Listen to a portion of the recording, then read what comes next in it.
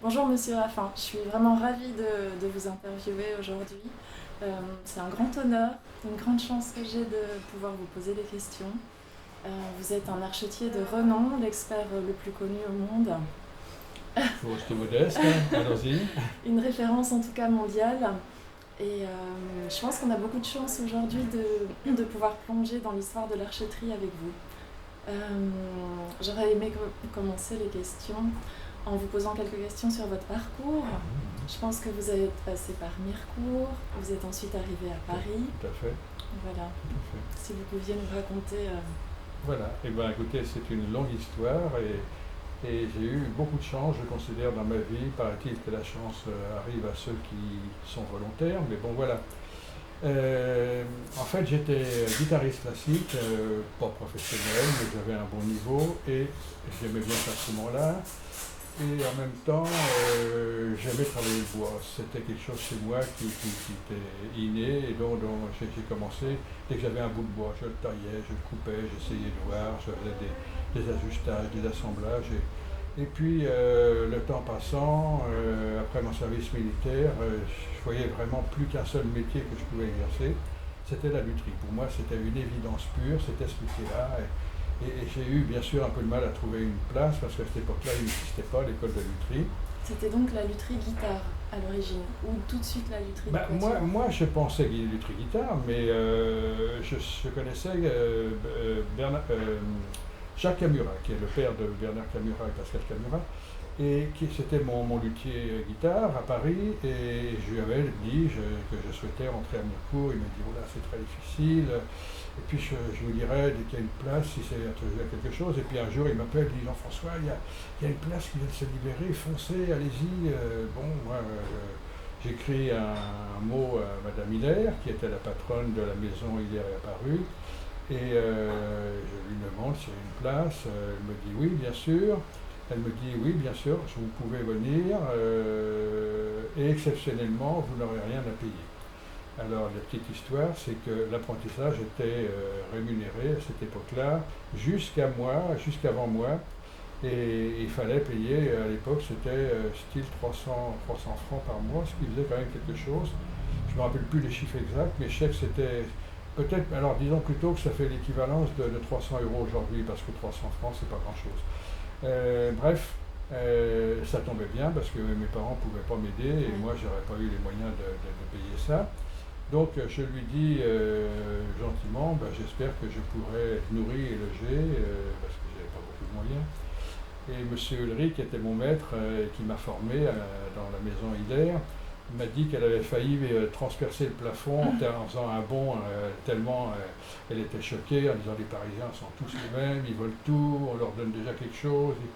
Bon, bref, j'ai mis de l'eau beaucoup dans mon vin et j'ai répondu que ça allait, que j'allais me débrouiller, m'arranger, etc. Et je suis arrivé, la tradition, avec ma guitare, mon vélo et une barbe jusqu'au ventre et des cheveux jusqu'au dos. Bon, À Mirecourt. à Mirecourt. Et souhaitant fabriquer des guitares. Bref, j'arrive chez Monsieur Gris et puis un atelier formidable, les odeurs de colle, de bois, tout de suite, moi j'étais émerveillé. Et puis je m'installe et puis je pensais faire des guitares. Et puis il me dit, ah non, non, non, chez nous on fait des violons. Bah, je dis, bon, bah, je vais faire des violons, moi je suis adaptable, il n'y a aucun problème, c'est un bel instrument de toute façon. Et puis voilà, puis je suis parti à faire des violons, puis ça m'a plu tout de suite. C'était tellement bel instrument, tellement magique. Je fabriquais des violons, Ouais. des têtes, des tables, des fonds, des éclisses. Voilà, j'assemblais tout ça. J'ai eu un apprentissage exceptionnel. Et j'étais en face de mon maître, de Monsieur Ulry, et je voyais tout ce qu'il faisait, heureusement, parce qu'il ne savait pas expliquer. Il était très gentil, un être humain formidable, mais il était rustre et il ne savait pas expliquer les choses. Donc il disait, regarde, tu fais comme ça, il prenait le canif, et pouf, c'était merveilleux à voir, mais sauf Oui. que moi, j'avais rien compris de ce qu'il fallait faire exactement. Et il m'a fallu m'adapter à tout ça, comprendre, et finalement, ben, j'ai eu la chance d'arriver à faire tous les gestes qu'il fallait faire. Et pendant combien d'années vous avez Et travaillé donc, avec c'était Monsieur Ulrich? 3 ans d'apprentissage à 3 ans. Mirecourt. J'ai fait, je sais pas, 30, peut-être 40 violons, je ne sais pas. Je ne sais jamais compter, mais j'en faisais à la fin, surtout la troisième année, j'en faisais ce qu'on appelait un coffre. C'est-à-dire que C'était donc les éclisses, la table, le fond, et le manche, on le faisait aussi, mais c'était surtout le coffre qu'on considérait, et j'en faisais un par semaine, ce qui était très vite. Hein. C'était assez rare pour un apprenti, en tout cas. Et donc j'en ai fait des quantités, j'ai fait plusieurs violoncelles, j'ai fait une viole de gambe, j'ai fait des tout petits instruments comme une épinette des Vosges, c'est folklorique, voilà. Et puis je suis sorti après 3 ans et un apprentissage merveilleux. Et M. Vatelot et Bernard Milan archetier, Étienne Vatelot luthier, étaient passés chez Jean Ulry à Mirecourt et avaient vu mon travail et Jean Ulry leur avait dit que j'étais l'un des 2 meilleurs apprentis qu'il ait jamais eu. Ça m'a servi beaucoup parce que les portes étaient grandes ouvertes et quand je suis arrivé à Paris, j'ai pu travailler tout de suite chez Étienne Vatelot. C'était merveilleux, c'était bien, on voyait des instruments exceptionnels, on voyait tous les professionnels musiciens, Stern, Menuhin, Gitlis, j'ai vu Rostropovitch, j'ai vu différents musiciens, mais on était livré un peu à soi-même. Bon, bien sûr, il y avait un chef d'atelier qui montrait des trucs, qui m'expliquait, mais quand il y avait vraiment quelque chose d'important à savoir, pour voir M. Étienne Vatelot, il fallait prendre un rendez-vous, c'était vraiment très difficile. Et moi, c'était une ambiance qui me correspondait pas bien. Et après 6 mois, j'ai été voir Étienne Vatelot et je lui ai dit, écoutez, M. Vatelot, je suis désolé, mais j'ai trouvé un autre maître, je vais aller chez Bernard Milan. Et j'ai cru qu'il allait tomber de la chaise, parce que tout le monde voulait rentrer chez Étienne Vatelot, et moi, le petit Raffin, je voulais partir de chez lui. Ça ne lui a pas plu du tout. Ouais. Et il était assez choqué, mais ça s'est arrangé bien après, et à la fin de sa carrière, il venait me voir pour me demander l'expertise d'archer. Donc finalement, c'est une belle reconnaissance. Ouais. Oui, voilà. Et voilà, j'ai eu le miracle, c'est fait, je suis rentré chez Bernard Milan, le plus grand archetier, alors là, moi c'est moi qui le dis, au monde, le plus connu en tout cas, mais vraiment celui qui avait le plus de connaissances, parce que lui aussi, luthier au départ, s'est tout de suite intéressé aux archets et est devenu plus connu en archet qu'en lutherie. Oui. Et il a tout fait pour connaître à fond ce métier, pour trouver des personnes qui avaient des connaissances, qui pouvaient lui expliquer des choses.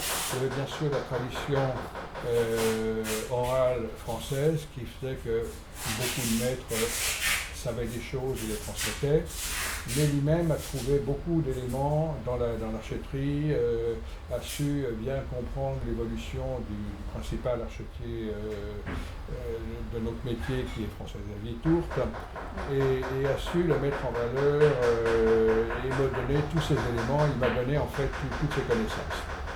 C'était quelque chose de merveilleux que j'ai beaucoup apprécié. Et comment s'est fait cette rencontre avec Bernard Milan? J'étais à Paris, le midi, on se déplaçait, on allait manger à l'extérieur, et puis Bernard Milan était quelqu'un de très sympathique, et à 2-3 collègues, on allait le voir et on le rencontrait le midi, et il était toujours ravi de nous rencontrer, de nous voir, de nous expliquer des choses. Et moi, ça a fait tilt, et dès que j'ai pu, j'ai voulu travailler chez lui, et j'ai eu la chance de pouvoir le faire. Il m'a dit, bon, dans 6 mois, parce que moi j'ai encore un assistant pour l'instant, et dans 6 mois, ça sera disponible. Et je suis rentré en septembre, donc un an après être rentré chez Étienne Vatelot. Et donc vous étiez déjà convaincu de l'importance de l'archet à ce moment-là? Écoutez, non, c'est ça le curieux. C'était pas l'archetterie qui m'intéressait en premier, c'était vraiment la lutherie. Moi, je m'étais dit, en rentrant chez Bernard Milan, moi, c'est la lutherie qui m'intéresse, les archets, on fera ça parce qu'il faut le faire, mais c'était pas ma priorité du tout. Mais Bernard Milan m'a saoulé de connaissances, il m'expliquait l'expertise des archets, il m'expliquait les périodes, les pays alors principaux, la France, l'Angleterre, l'Allemagne, jamais l'Italie, et voilà, c'est comme ça. Ils n'étaient pas intéressés, c'est seulement au XXe siècle qu'ils se sont intéressés aux archets. Et voilà, il m'expliquait, il dit ça, tu vois, ça c'est un archet de Tours, par exemple, autre chose. Et il m'expliquait les périodes, les dates, les styles. Et c'était un méli-mélo de connaissances qu'il me donnait. J'avais la tête prête à éclater de temps en temps, mais j'arrivais pas à classer ça. Il m'a fallu un an.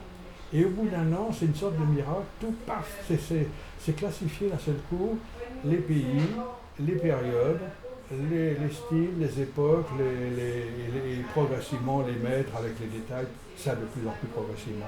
Oui. Ce qui fait que j'ai eu vraiment toutes les connaissances qu'il avait.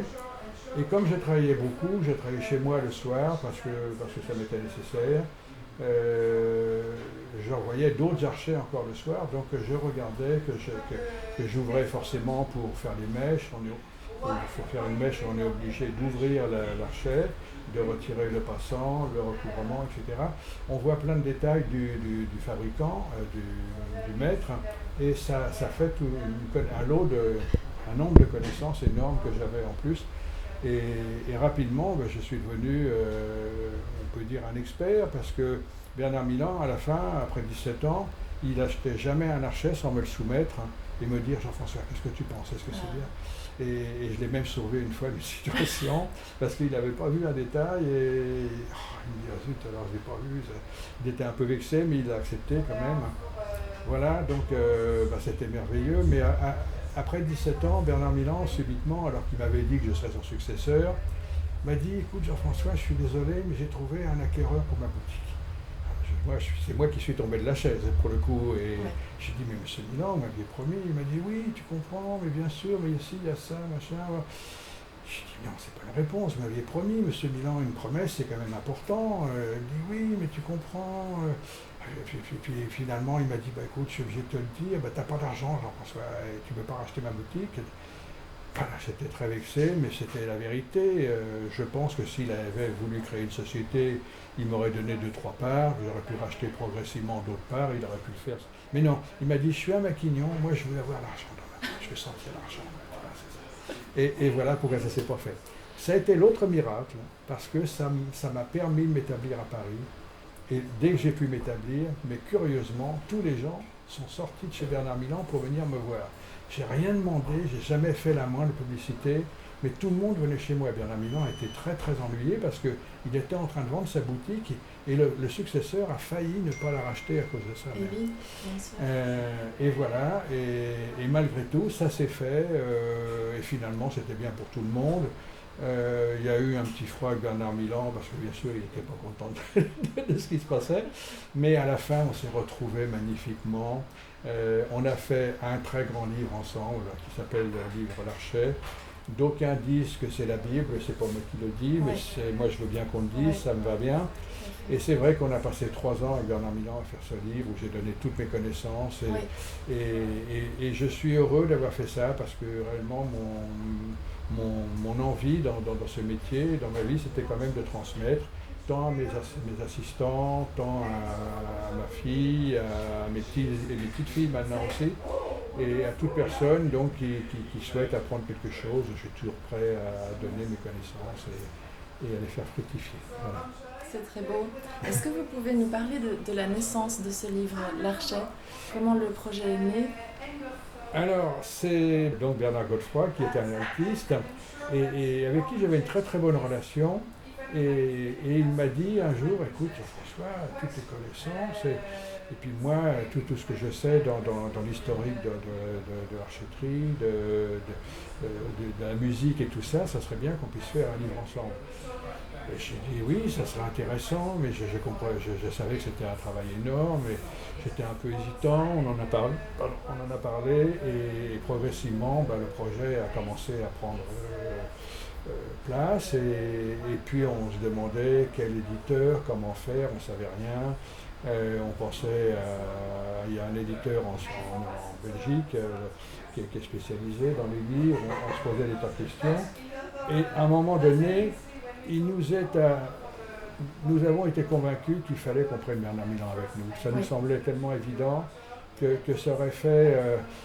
ce livre n'aurait pas été si beau, n'aurait pas été si grand, n'aurait pas eu cet attrait international qu'il a aujourd'hui s'il n'y avait pas eu Bernard Milan.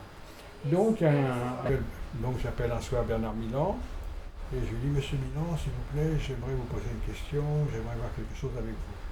Ah, il me dit: très bien, j'arrive. Il était un peu ça le titillait un peu, ça l'intéressait quand même que je lui demande quelque chose. Donc il arrive chez moi dans la boutique. Alors Jean-François, comment ça va? Ça va bien, monsieur Milan, tout va bien. Écoutez, monsieur Milan, voilà, je vais vous dire, bah, avec Bernard Godefroy, on voudrait faire un livre sur les archers. Ah, il me dit, ah. Et puis il a failli, un pas en arrière, j'ai cru qu'il allait tomber. Et puis j'ai dit, non, non, monsieur Milan, parce que je l'ai senti peut-être un peu inquiet aussi. Je dis, non, monsieur Milan, je voudrais faire le livre avec vous. Ah, ah. Il a refait 2 pas en arrière, toujours aussi excité. Il me dit, oh, ce que tu me demandes, mais attends, c'est énorme, tu sais, le travail. Mais je dis, oui, monsieur Milan, mais on serait 3, ça serait. Et puis Bernard Godefroy, je lui explique qu'il ferait la partie historique, ça serait très intéressant. Et nous, on ferait la partie donc, des archers uniquement, etc. Ah, Jean-François, tu me demandes un truc, là. Ah, puis les gens qui sont très intéressés, hein, bien sûr. Il me dit, écoute, j'ai besoin de réfléchir. Si tu me permets, je te demande 15 jours, et puis je reviens te voir et je te demande ma réponse. Je dis, monsieur Milan, prenez votre temps, réfléchissez bien, aucun problème. Et puis au bout de 15 jours, il revient et me dit, ah, tu m'embarques dans une aventure, Jean-François, tu m'embarques dans une aventure. Mais je vais faire, mais tu m'embarques alors là. Il était content et en même temps un peu inquiet, voilà, donc, et c'est parti. Et donc les rôles étaient bien définis. Ils se sont faits d'ailleurs sans avoir à chercher à les faire d'une manière ou d'une autre. Bernard Milan, il me dit, bah, moi écoute, j'ai réfléchi, je vais m'occuper de chercher dans des archives. Je connais quelqu'un dans les archives déjà, j'avais posé des questions. Je vais voir avec lui, je vais essayer de gratter tout ce qu'on peut dans l'historique de l'archéterie. Et effectivement, cette personne était très intéressée par notre métier aussi, et a tout fouillé, mais n'arrivait pas à trouver un document, par exemple la date de naissance, l'acte de naissance de François-Xavier Tourte. Oui. On ne l'a jamais eu et on ne l'a pas.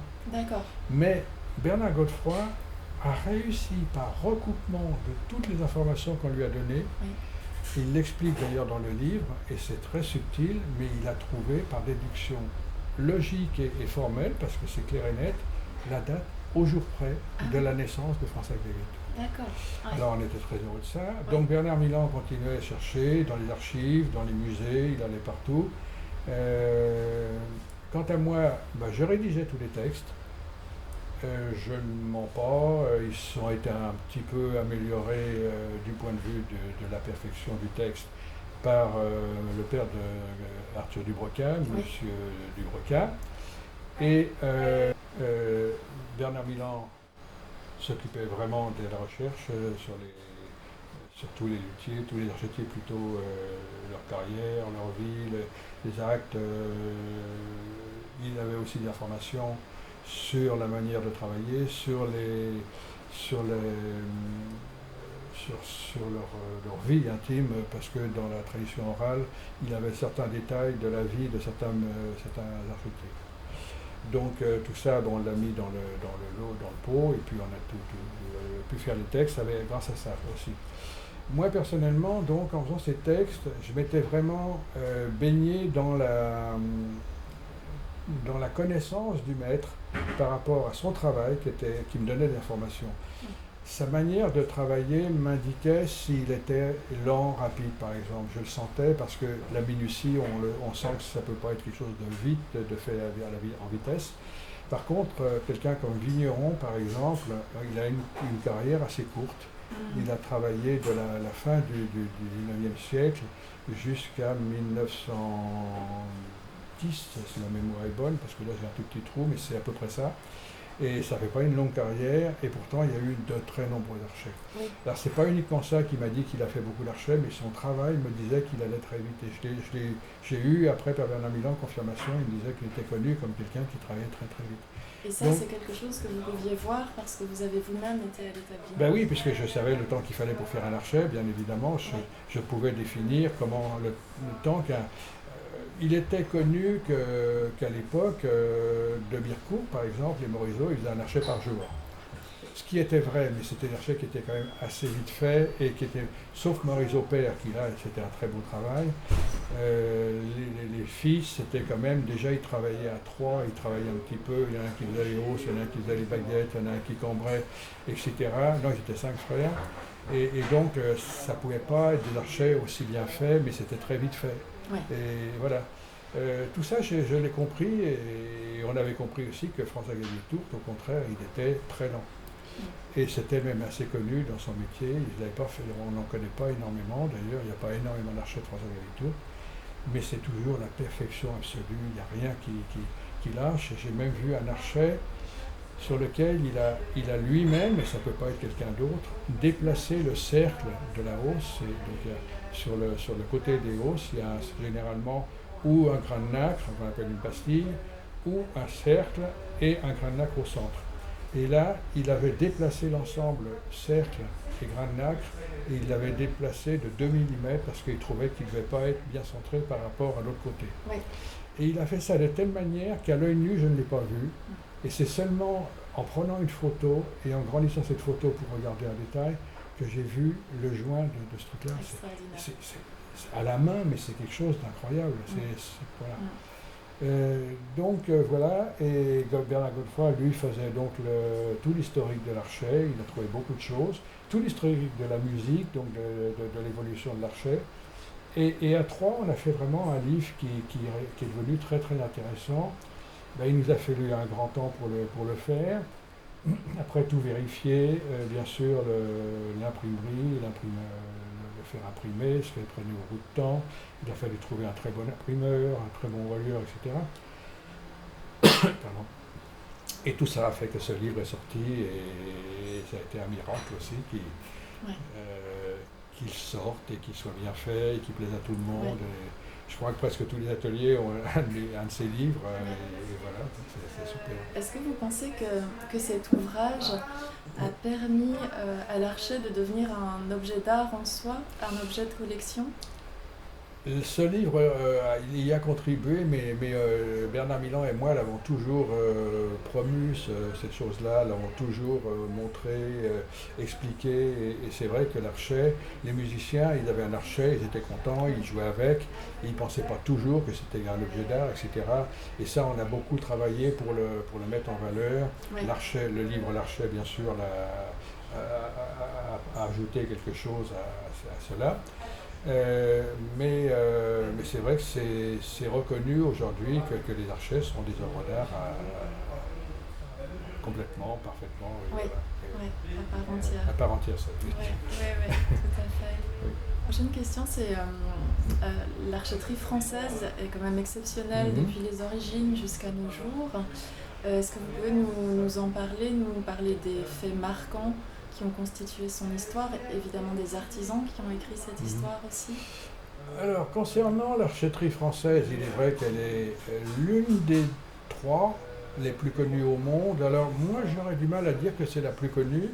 En tout cas, c'est peut-être artistiquement celle qui est la plus réputée, puisque c'est les plus grands maîtres qui ont... Par exemple, François-Xavier Tourte, c'est lui qui, à la période 1800, on va dire un tout petit peu avant ou un tout petit peu après, mais sur une période de 4-5 ans autour de 1800, a résolu le problème de tous les musiciens qui n'arrivaient pas à jouer correctement les grandes musiques. Bach, Mozart, Vivaldi, Beethoven, etc., etc. Tous les grands concertos à cette époque-là étaient joués sur des archets qui étaient trop gros, trop lourds, trop petits, pas cambrés, pas assez cambrés, trop cambrés. Et c'était épouvantable, ils s'en sortaient très très très mal, ils avaient beaucoup de mal à jouer. Et ils ont été voir, puisque la réputation de François-Xavier Tourte s'est fait très vite en France, mais elle a même été à l'étranger, elle s'est déplacée vers l'étranger. Beaucoup de musiciens, tels Viotti et Kreutzer, par exemple, c'est eux qui, on sait, sont venus voir François-Xavier Tourte pour lui demander de réaliser un archet. Ils lui ont expliqué ce dont il avait besoin, ce qu'il fallait, dans le poids, l'équilibre, la rigidité, etc. Et François-Xavier Tourte, qui était vraiment un génie, a réalisé l'archet qu'on appelle définitif et qui n'a quasiment jamais été changé. C'est-à-dire qu'aujourd'hui, on a des modèles un peu différents, mais on a des contraintes absolues que l'on ne peut pas modifier. C'est la longueur d'abord, c'est le poids ensuite, parce que même un gramme, surtout s'il est vers la tête, le musicien le sent, puisque la balance, elle se fait... La baguette, l'archet, on le tient avec seulement 1/10 de la longueur après la hausse. Et les 9/10 sont avant la hausse. Donc quand on met un gramme sur la partie avant, le musicien le sent immédiatement. Et ça, je l'ai vu sans froid. Ils me l'ont expliqué à chaque fois. Ah, si vous changez la plaque de tête, ça va être plus lourd. Ah ben oui, peut-être, oui, il faut faire attention, etc. Et voilà. Donc oui, c'est vraiment la France qui a été à l'origine, on va dire, du côté historique, du côté connaissance de l'archéterie au plus haut niveau. Mais n'oublions pas que l'Allemagne est un pays quand même extrêmement important. Ils ont eu des très grands maîtres aussi, sur l'époque de Tours, qui sont quand même bien connus et appréciés. Et les Anglais aussi, avec l'école de Dodd et Dobbs, ils ont eu aussi une très très grande école et des très bons archers aussi. Oui. Voilà. Ouais. Alors, je voudrais vous demander, parmi toutes les expertises que vous avez pu faire, donc ça représente énormément d'archers, est-ce qu'il y a eu des histoires d'archers qui vous ont touché, des histoires d'expertise un peu étonnantes ou, Bah, oui, il y a toujours des expertises qui sont curieuses, mais moi je peux raconter une histoire qui est quand même assez intéressante et révélatrice de la relation, on va dire, musicien et expert. C'était un client québécois qui se déplaçait avec 3 archers et qui me dit ce sont des archers de grands maîtres, des très beaux archers. Et il m'avait écrit, je savais que c'était important, je l'ai reçu avec cérémonie. Et bon, puis on parle un peu, il m'explique des choses, voilà, qu'il a acheté ça dans le temps, progressivement. Puis je dis, bon écoutez, on va regarder le premier archet si vous voulez, pour voir. Et je prends l'archet et je le regarde. Et ça va très vite. Pour moi, c'est très évident. C'est une copie. C'est une évidence pure. C'est bien fait. Ça ressemble beaucoup à l'original, mais c'est une copie. Mais je ne peux pas lui dire ça. C'est pas possible. On ne peut pas lui dire ça, surtout qu'il me dit qu'il a payé ça très cher. Donc, je prends le temps, je réfléchis, je lui dis oui, c'est vraiment un bel archet. Hein. Puis, le travail, c'est beau, tout est précis, c'est vraiment bien fait. C'est un grand maître, oui, c'est un grand maître, mais je commence à doucettement prendre des gants, mais peut-être que ce n'est pas le maître exact auquel vous pensez. Il est possible, vous savez, il arrive qu'il y ait des magnifiques copies. Et je suis navré d'arriver à vous dire que c'est une très belle copie, mais que ce n'est pas. Et je vois la personne blêmir, bien évidemment, surtout financièrement. Bon malaise se passe et je lui dis peut-être on peut regarder au deuxième archet, ça va être sûrement un très très bel archet. Et je prends le deuxième archet, même regard, tout de suite, mais là encore plus vite, je reconnais les mêmes façons de travailler, les mêmes détails de construction qui sont modernes et qui ne sont pas anciennes. Je prends un peu moins de temps pour lui dire, mais je prends quand même des gants, lui disant oui, peut-être, mais celui-là, il faut réfléchir, c'est peut-être. Finalement, je dis non, j'ai bien réfléchi, j'ai bien tout regardé, je suis désolé. C'est aussi un archer en copie, et pour moi, c'est la même personne qui l'a fait. Là, je commence à être un peu ferme. Là, la personne blêmit. Je regarde le troisième archet et puis là je dis bon monsieur, on ne va pas perdre de temps, ça ne sert à rien, je ne veux pas vous perdre votre temps, moi le mien j'en ai besoin aussi. C'est la même personne qui a fait ce troisième archet, c'est aussi là, une copie, c'est très bien fait, mais ce ne sont pas des archers originaux du tout. Et là je vois la personne très mal et elle tourne dans la boutique, elle ne sait pas quoi faire. Et moi je peux rien faire et donc je commence à faire quelque chose, et puis rentre un collègue, il s'appelait Jacques Breuer, un luthier à Angers. Ah, je lui dis, Jacques, comment ça va? Bon, ça fait diversion. Ben, écoute, ça va très bien, Jean-François, voilà, j'ai 2 archers à montrer. Ah, bon, je lui dis, vas-y, Jacques, montre-moi, j'espère que ça va être bien, ça serait bien. Il prend le premier archer. Oh, Jacques, c'est un magnifique Pajot, et ça, je lui dis en 30 secondes. Ouais. C'est un magnifique Pajot. Et puis je lui dis, ça vaut, alors je prends le prix, à l'époque c'était peut-être 30 000 francs, 30 000 euros, aujourd'hui c'est 50 000, 60 000 euros. Et je vois d'un seul coup le Québécois qui lève la tête un petit peu, qui écoute, et je vois son regard qui change un peu. Bon, je prends le deuxième archet, je regarde Jacques, et c'est fabuleux, c'est un beau Malines, écoute, c'est un très beau Malines. Écoute, c'est un archet qui vaut 20 000 euros, c'est magnifique. Et là, tout change. Et le monsieur, il me dit, mais alors, qu'est-ce que je fais avec mes archets là? Donc, qu'est-ce que je dois faire vis-à-vis de la personne qui les a fait? Et je dis, écoutez, il faut négocier. Je ne peux pas vous dire de faire une procédure, c'est vous qui décidez de ça ou pas. Mais dans tous les cas, essayez de trouver un compromis financier. Ce que vous récupérerez, ça sera toujours mieux que rien. Mais là, je lui dis, vos archets, là, tels qu'ils sont, ils valent chacun 2 000 à 3 000 euros, quoi. Donc, je lui dis, c'est essayer de... J'ai jamais eu de nouvelles, j'ai jamais su. Écoutez, moi, je peux pas en demander. J'ai pas voulu... bon, c'est déjà assez gênant pour moi. J'ai pas voulu aller plus loin dans la chose. Bien sûr. Et j'étais très content que Jacques Boyer soit passé avec ses 2 archets. Voilà une histoire. Pardon. Alors bien sûr, en expertise, on a des situations très intéressantes, mais d'autres très navrantes, des personnes qui ne vous croient pas, des personnes qui sont désolées, et d'autres au contraire qui disent je ne savais pas que j'avais un archet d'une telle valeur. Ben, j'ai dit oui monsieur ou madame, c'est formidable, je suis très heureux pour vous, et des fois des surprises énormes. Oui. Donc ça, on est plus content d'annoncer ça que le contraire, mais on n'a pas le choix, on en doit parler, on doit dire ce qu'on doit dire, et on n'a pas d'autres possibilités. Quelle est la première chose que vous regardez quand vous prenez un archet? Ça va très vite, on regarde, tac, tac, on fait un premier regard comme ça, et après, progressivement, on va aller un peu plus loin. On tourne l'archet pour regarder, par exemple, la partie basse de la hausse, le recouvrement. On démonte la hausse pour regarder la coulisse, la mortaise, etc. On regarde autour de la plaque de tête, on regarde les chanfreins, on regarde la baguette, si elle est octogonale, on regarde comment elle est faite, si elle est ronde, on regarde aussi comment c'est fait. On passe la main pour voir si elle est bien ronde ou un peu ovalisée, comme certains la fleur l'a fait par exemple. Voilà, mais l'expertise, c'est une alchimie, c'est un ordinateur qu'on a dans la tête, et si ça marche bien, ça doit aller vite, ça doit être clair assez vite. Mais il arrive des cas où on doit prendre le temps, on n'est pas sûr à 100%, on doit réfléchir et on garde l'archet, on demande à le garder, on compare à ce moment-là, on a d'autres archets qu'on connaît, qu'on peut faire venir avec des personnes qui ont des belles pièces, ou si on a la possibilité d'en avoir personnellement, mais c'est assez rare quand même. Bref, on prend le temps, des fois on arrive, des fois on n'arrive pas à conclure, et c'est dommage, et on ne peut pas aller plus loin. On dit, on peut l'annoncer en tant qu'école ou époque de cet auteur-là, mais on ne peut pas dire que c'est un auteur précis. Voilà. Et c'est toujours dommage. Oui.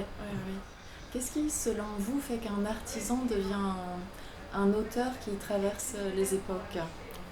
Aujourd'hui, vous voulez dire? Et d'une manière générale. Dans le temps, alors ce sera 2 choses ou 3 choses. Il va y avoir la quantité d'archets qu'il a fait, sauf à l'exception de François-Xavier Tourte, qui n'est pas le cas. Parce que quand même, Houchard, par exemple, qui est un très grand nom dans l'archetterie, il a fait énormément d'archets, il travaillait très vite, mais très très bien en même temps. Donc ça c'est quand même quelque chose qui aide beaucoup dans la notoriété que de faire beaucoup d'archets. Il y a la qualité du travail, et ça c'est très très important. Et puis il y a la beauté de l'archet. On a beau très bien travailler, vite ou pas vite, si l'archet il n'a pas quelque chose qui ressort dans la beauté, dans le style, dans l'ensemble, il ne va pas plaire autant qu'un autre, et ça c'est donc un jeune archetier, il faut que son archet il soit beau dans tous les cas, il faut qu'il soit bien fait dans tous les cas, il faut qu'il marche bien dans tous les cas. S'il a déjà ça, il a déjà beaucoup de choses dans la main, et il suffit après d'avoir la clientèle qui vient. Généralement, ça vient bien parce qu'il y a de la demande pour les jeunes archetiers. Donc, voilà. Tout à fait. C'est ici que vous faisiez les expertises? Alors, non, parce que... Voilà. Oui, alors j'ai eu la toute petite boutique qui est à côté, c'est là qu'il y a Pierre Franck maintenant. Oui, d'accord. Voilà. Et après, on a pris cette boutique-là. Alors, c'était en haut que ça se passait. Ici, c'était un salon d'essayage, ça tout était ça. Mais moi, je travaillais, de toute façon, c'était manuel, je voulais travailler du temps. Mais il y avait beaucoup de clients qui venaient et je recevais les expertises dans l'atelier. Oui. Ce qui était bien pour les deux assistants que j'avais à l'époque, Arthur Dubroca et Sylvain Bigot. Oui. Donc ils regardaient, ils écoutaient, voilà, et ils apprenaient aussi beaucoup. Ouais. Donc c'était bien ça. Ouais, Moi, chez Bernard Milan, je ne voyais pas les expertises. Oui. En fait, on parlait dans l'atelier, mais je ne voyais jamais les clients. Vous connaissez, vous voyez la boutique de Loïc Le Canu, non? Oui, tout à fait. Il y a la boutique elle-même, oui. Après il y a un grand couloir et l'atelier est tout à fait au bout, à 20 mètres au fond. D'accord, j'ai pas vu l'atelier. Voilà. Oui, d'accord. Voilà, il ne jamais le montrer. Ah, ok, d'accord, je comprends. On pourrait dire un mot aussi au sujet du Pernambouc, qui est ce bois essentiel à l'archet, que les archetiers aiment tant.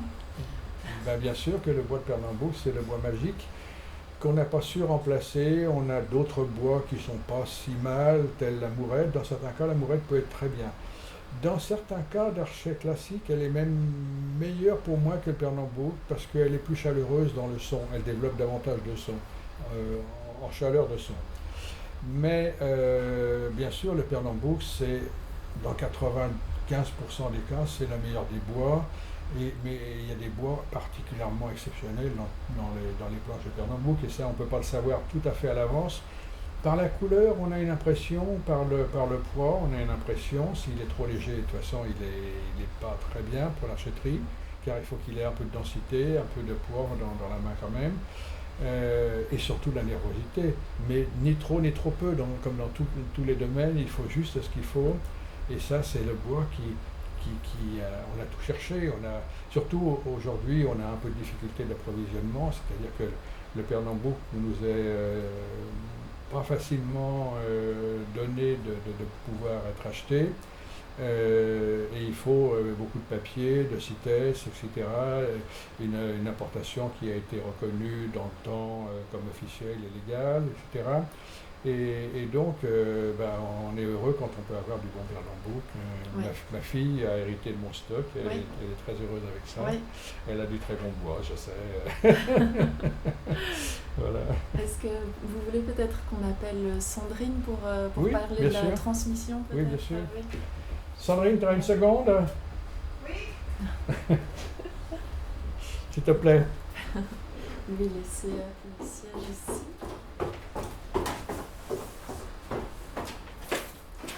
Tu as demandé, ma chère fille, pour parler de transmission. Oui. Je sais que tu vas dire que tu n'as pas été bien enseigné, tu n'as pas reçu un bon enseignement, par exemple. Et donc vous avez formé pas mal d'archetiers en fait, vous avez transmis le métier, notamment évidemment à Sandrine qui a repris ici cet atelier que vous avez fondé. Tout à fait.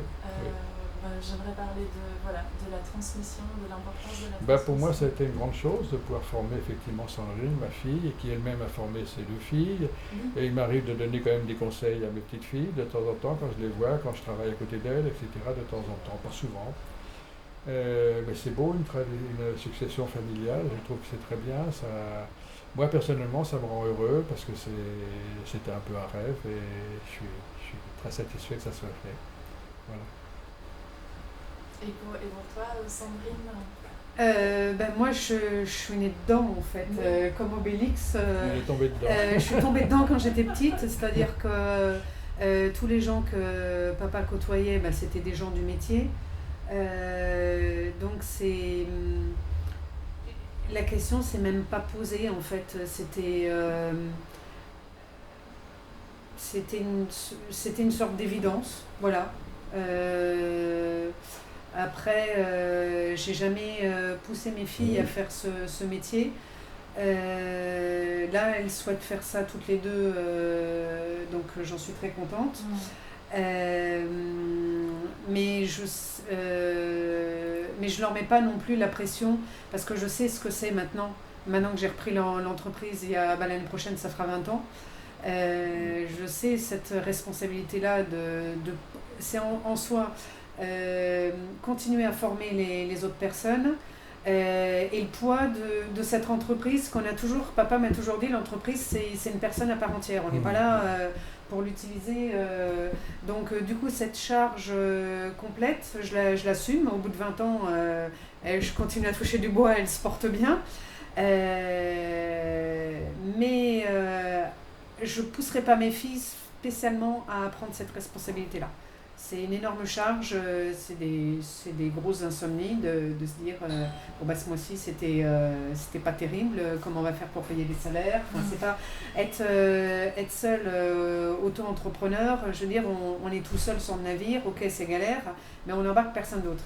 Là du coup j'ai cette responsabilité de me dire si l'entreprise ne va pas, il y a moi, mais il y a mes filles derrière, alors que le rôle d'un parent, c'est d'aider ses enfants.